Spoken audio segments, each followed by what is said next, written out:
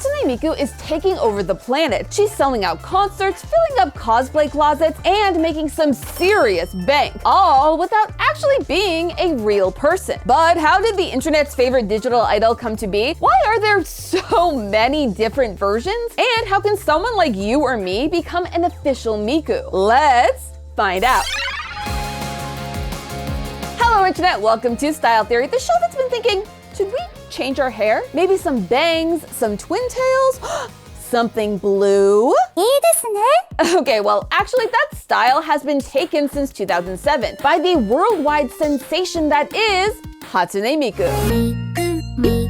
You can call me Miku. And if you don't know who Hatsune Miku is, don't worry. By the end of this episode, you will feel like an expert. But Amy, I hear you say from behind the screen, why are we talking about Hatsune Miku right now? I'm glad you asked. As of the recording of this episode, Pokemon and Hatsune Miku just put on their Voltage Live event, a huge concert featuring the world's largest media franchise and the world's biggest virtual pop star. I mean, just look at these Mikus that they made for each of the Pokemon types. I am dead. Actually dead. R.I.P. me. My soul has been set free. So gather round as we go through Hatsune Miku 101, explore her fashion influence, and answer the age-old question, in a world full of Mikus, which one is real?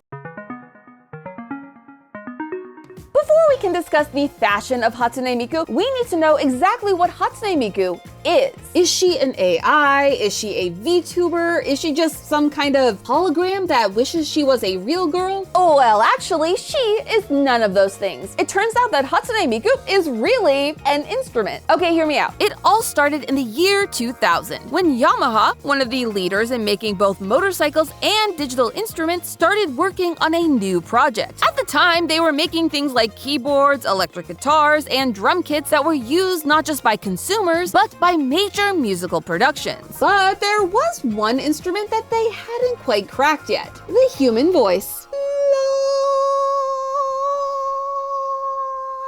Yamaha developed a technique that allowed people to take real human voices, break them down into their component parts, and then digitize them. These digital voice banks could then be used by musicians to make digital singers who could sing, well, just about anything. And thus, in 2004, the software called Vocaloid was released. And with it, the first voice banks, Leon and Lola. These characters would go on to be called Vocaloids, named after the software. Later on, a company called Krypton Future Media would go on to create the first Japanese Vocaloids, Mako and Kaito. And of course, they came with their own anime avatars. However, it wouldn't be until 2007, when Vocaloid 2 dropped commercially, that Krypton Future Media would release what would become the most famous Vocaloid of all time, Hatsune Miku. But before they could release Hatsune Miku into the world, they needed to have a design. And so, Krypton commissioned manga artist Kaiguro to create their idol, with just two stipulations. Listen, all we need you to do is create a digital character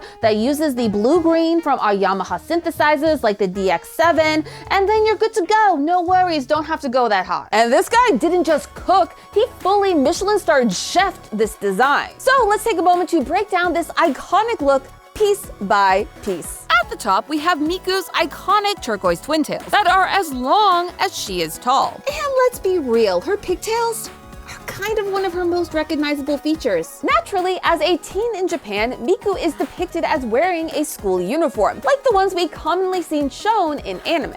Regular watchers of this channel will know that we've talked about the sailor uniform many a time. But while this look is what Westerners tend to think of when they hear Japanese school uniform, there's actually a huge variety in uniforms for high school students. Ones that include different types of ribbons, sweaters, and yes, even dress shirts and ties. What is not usually part of the uniform, however, are her detached sleeves. You know, these things. They do make me feel a little bit like Mega Man. These were actually designed to look like the famous Yamaha synthesizers, such as the DX7 and the DX100. And just like certain other androids I love, Miku also has a code number, 01, which features prominently on her arm, as she was the first of Krypton's character vocal series. And I have to admit, Miku's outfit had a first-class ticket straight to my heart thanks to those gorgeous black boots, which feature a chunky heel and teal trim around the sole. I need them now. It's a given fact that Hatsune Miku has one of the most iconic character designs of all time. And thanks to the influence of her music worldwide, the look has found a home not just on stage, but in the closets of her fans.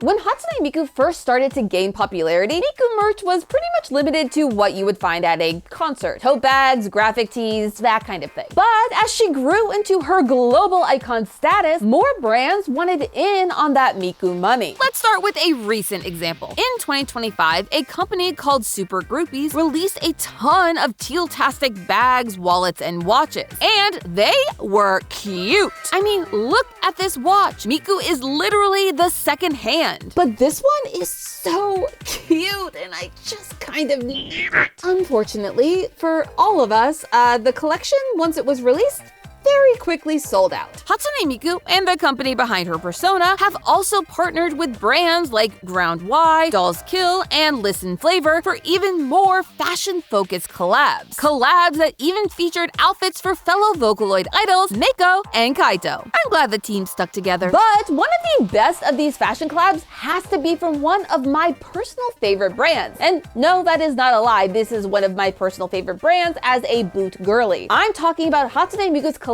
with Koi Footwear. Yes, okay, I am biased, but look, they made the boots in real life. The actual boots. Have you ever seen anything so beautiful in your whole entire life? Forget the watch. I need these boots. But it's not all merch. Miku has also turned it out on the runway. In 2013, Miku teamed up with Louis Vuitton and fashion designer Marc Jacobs. Yes, that Marc Jacobs. Together, LV and Jacobs ended up creating the outfit that Hatsune Miku wore during her Vocaloid opera series, The End. The design itself was inspired by Louis Vuitton's 2013 ready-to-wear spring-summer collection. That's right, one of the biggest fashion brands and fashion designers in the world made clothes for a digital pop star. What a world we live in, am I right? However, that wasn't Miku's only high fashion collaboration. Back in 2016, Miku was even invited to a professional haute couture gown fitting with Givenchy's creative director, Riccardo Tisci. Okay, forget the watches, forget those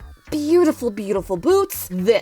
This is the piece that I need in my closet right now. Give it to me. Give it to me. And to top it all off, Hatsune Miku had her own fashion show in Tokyo in 2024. Virtual runway and all. But there is one accessory that just might be more iconic than the boots, the watches, and yes, even the high fashion couture. Why? Well, because it's an accessory that only exists thanks to the fans. And a meme. Back in April of 2006, before Miku was even a thing, someone posted a video of the unique artistic concept of Orihime Inoue from Bleach spinning a leak set to a Finnish polka song called Yevan Polka. Listen, the early internet was a wild place, to say the least. Then in 2007, after Miku's release, fans created their own version of the meme featuring Miku swinging a leek back and forth while she sang the song.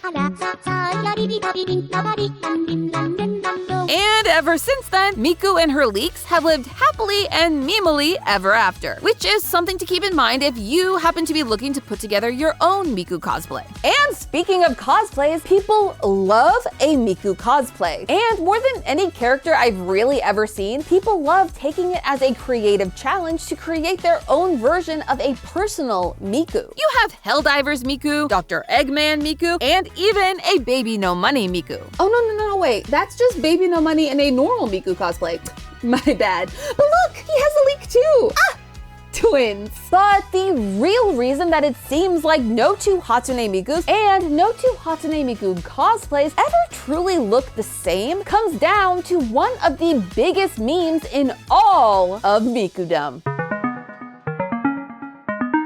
We've spent most of today talking about Hatsune Miku's aesthetic, and that's not just because we're style theory. It's because when it comes to story, there really isn't a lot there for Miku. No tea, no shade, it's just facts. And if you don't believe me, well, here is the entire description of Hatsune Miku on Krypton's official website. Outside of her basic height, weight, and musical preferences, there's not a whole lot going on there, which has led fans to realize that if nothing about Miku is truly canon, then anything can be canon, including all of the fan art, her leaks, and yes, even your cosplays. That random drawing of Hatsune Miku that you sketched on a napkin in middle school? Yep, that's canon. This nightmare fuel that will haunt me for the rest of my days? That's canon too. And once I put on this wig, a Miku will also enter the Miku canon. But how exactly is that possible? Well, you can thank Krypton, the makers of Miku, and their very, very generous copyright. You see, in 2012, Krypton announced that they would be releasing the original Hatsune Miku drawing, as well as several of their other Vocaloid characters, into what is known as the Creative Commons. Specifically, she was released with a Creative Commons Attribution Non-Commercial license, which means when it comes to the original Hatsune Miku design, you are free to copy, adapt, and remix it as much as you like, provided you credit Krypton and that it's not for money. Even if your Miku doesn't have all of the same characteristics of the original Miku.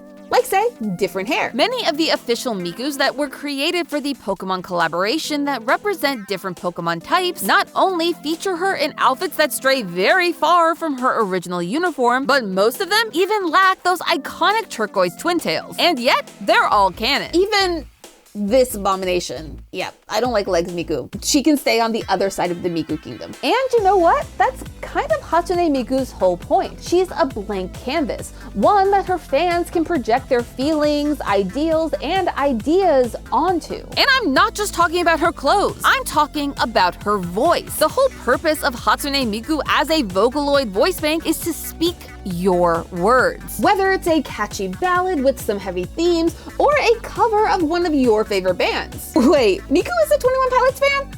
I knew I loved her! That freedom for Miku to fill so many different roles has been a huge part of why she's become such a huge megastar, and how she has helped connect millions of people across different languages and cultures. Hatsune Miku unites us in a way that very few other things can, and it's why I am so excited to finally join the official rank as a Miku! Yeah. Copyright Krypton Future Media Incorporated, 2007, licensed under a CC BY NC. But hey, that's just a theory. A style theory. Keep looking sharp. Up next on Style Theory. K-pop Demon Hunters is everywhere, and it has everything you could ever want. Fire music, amazing characters, and looks fit for your Napalm era. However, did you know that those fits are actually filled with some insane lore?